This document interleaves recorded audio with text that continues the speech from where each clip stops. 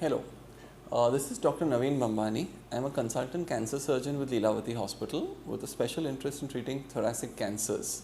Today our discussion is on lung cancer, and rightfully so, because we've seen a really significant rise in the incidence of lung cancer in our country, probably a consequence of the rampant tobacco addiction. And tobacco in any form, whether it's cigarettes, unfiltered BDs, vaping, for that matter hookahs, or even chewable tobacco, all have a consequence on causing cancer in some form or the other, and are responsible for almost 70% of the lung cancers we see. Yes, there are also genetic mutations that can cause the cancer, but primarily the treatable and the commonest disease that we see is related to tobacco. So thus we need to create that awareness about the addiction and how we can prevent it with the same. Coming to the symptoms of lung cancer are can be sometimes really frank, with blood in sputum, an irritable cough that's just not relenting to regular treatment. These should not be ignored, because sometimes they are very often, rather I would say not sometimes, but very often in our country misdiagnosed as tuberculosis, and that too in an empirical manner. Fortunately, now the new guidelines suggest that you can't start tuberculosis treatment without proving the diagnosis. So therefore we wait for confirming it before starting it out. But traditionally we see rural India and a lot of the interiors referring patients to us who have been misdiagnosed as tuberculosis because of a patch seen on an X-ray, and wasted around 3 months in just empirical anti-tuberculous treatment in which the cancer has progressed.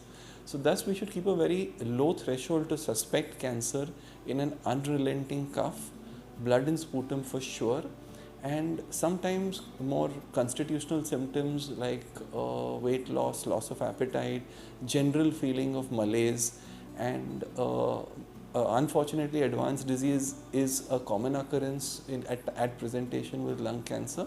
They present with bone pains and a lot of constitutional discomfort. The reason why we say we should keep a high alert for picking up symptoms and catching the disease early is because an early diagnosis leads to picking the disease up at an early stage and better treatment prospects.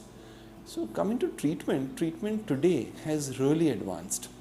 So when I say better treatment prospects, surgery for lung cancer is the gold standard. So any solid tumor of the lung deserves to be extirpated from the body or removed from the body by doing a surgery. The surgery has had a lot of advances in itself today. Whilst traditionally we used to open the entire chest, the rib cage which contains the lungs, and sometimes it involved like a complete removal of a rib, or at least fracturing one of the ribs to access the lungs and remove one lobe, a portion of it, or maybe the whole lung for surgery.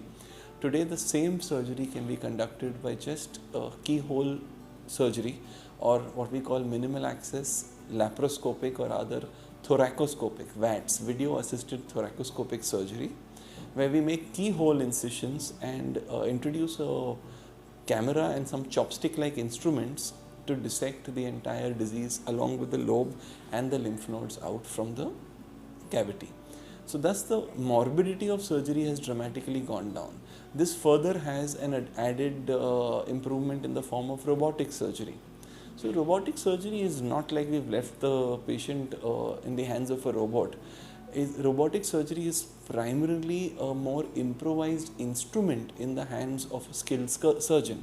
It's basically a computer interface between the surgeon and the patient, which allows for a lot more precision in surgery.